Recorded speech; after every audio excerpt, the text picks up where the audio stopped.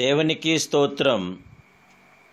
ఈ దిన మహిమాన్వితుడైన దేవాదేవుడైన యెహోవా సర్వోన్నతమైన వాగ్దానం. లోకంలో మీకు శ్రమ కలుగును, అయినను ధైర్యం తెచ్చుకొనుడి. యోహాను సువార్త 16:33. ప్రియా మహిమాన్వితుడైన దేవాదేవుని బిడ్డలారా, జీవము గల యేసుక్రీస్తు ఉన్నతమైన నామములో మీ అందరికీ నా హృదయపూర్వకమైన వందనాలు ఈ ఉదయకాల సమయంలో తెలియజేస్తున్నాను.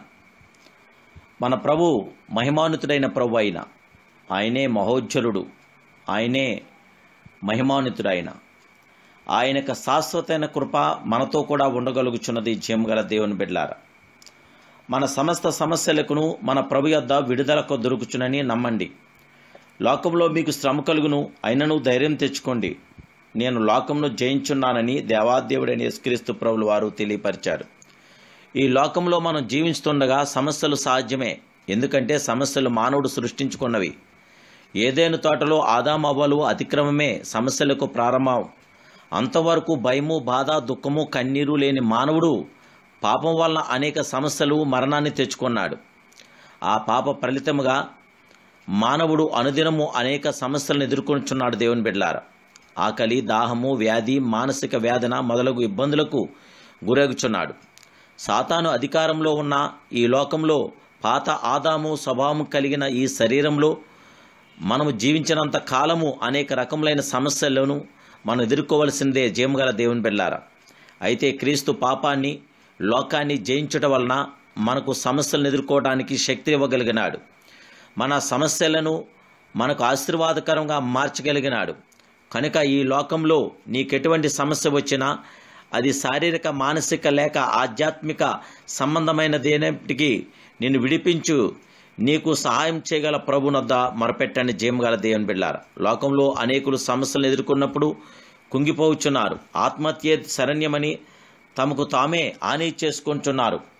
అయితే సమస్యలకు కారణమైన పాపమును గుర్తించి పశ్చాత్తాపడి ప్రభు పాదములు పట్టుకొంచో ప్రేమ, కనికరం కలిగి ప్రభు మన పాపములను క్షమించి మన సమస్యలను పరిష్కరించి సమాధానం ఇవ్వగల గొప్ప దేవుడైన పాపములతో సతమతమవుతూ సమాధానం లేని పాపాత్మురాలు ప్రభు పాదముల వద్దకు వచ్చి కన్నీటితో ఆ దేవాదేవుని పాదములు కడిగింది. తల వెంట్రుకలతో తుడిసి ప్రభు ఆమెను క్షమించి సమాధానం గలదానవై వెళ్ళమని దీవించాడు. జీవగల దేవుని బిడ్డలారా, ఈనాడు అనేకులు అల్పకాల పాప భోగాన్ని ఆశించి అక్రమ సంబంధాలు పెట్టుకొని అవస్థలు పడుచున్నారు. నీవెటువంటి స్థితిలో ఉన్నా నా యొద్దకు వచ్చిన వారిని నేనెంత మాత్రం కూడా తోసివేయనని ప్రభు నిన్ను క్షమించుటకు, నీ సమస్యలను పరిష్కరించుటకు ఎదురు చూచున్నాడని ఎన్నడూ కూడా మరవకండి. జీవగల దేవుని బిడ్డలారా, మన సమస్త సమస్యలకు మన ప్రభు యొద్దే గొప్ప విడుదల దొరుకుతున్నది గనక ఆ దేవాదేవుని మహింపరిచి, గణపరిచి, ఆరాధించి ఆయన కృపను మనం పొందుకుందాం. పరిశుద్ధాత్మ దేవాదేవుని యొక్క కృప, శాశ్వత ప్రేమ మన మీద ఉండేలాగా ప్రార్థనలో ఎక్కిపించండి. ప్రార్థించాం. మహాపరిశుద్ధుడు, మహోన్నతుడైన, మహిమాన్వితుడైన పరమ తండ్రి, మా రక్షక, మా విమోచకుడా, మా పరిశుద్ధుడా, మీకు స్తోత్రాలు. మీరిచ్చిన ధన్యకరమైన సమయాన్ని బట్టి మీకు స్తోత్రాలు. ఈ ఉదయకాల సమయంలో మాకు జయము, విజయం అనుగ్రహించి మా ఎడల మీ కృపాక్షేమ, కృపాస్తం మాకు దయచేసి దేవానికి స్తోత్రాలు. ఒక్కళ్ళు కూడా మీరు దాటిపోకుండా అందరి మీద నీ నీతి వర్షాన్ని కుమ్మరించండి. బిడ్డలందరికీ జయ విజయం దయచేయండి. ఆయుధారుగులు ప్రసాదించండి. శాంతి సమాధానం దయచేయండి. దేవా, బిడ్డలందరి పక్షాన మీ కార్యములు సఫలపరిచి నీ సాక్షులుగా బిడ్డలు నిలబెట్టమని మహిమా, ఘనత, ప్రభావాలు మీకును ఆశీర్వాదాలు దీని మీ పిల్లలు మాకు దయచేయమని సైపరిచిన ప్రార్థిస్తున్నాను పరమ తండ్రి. Amen, amen, amen. May God bless you.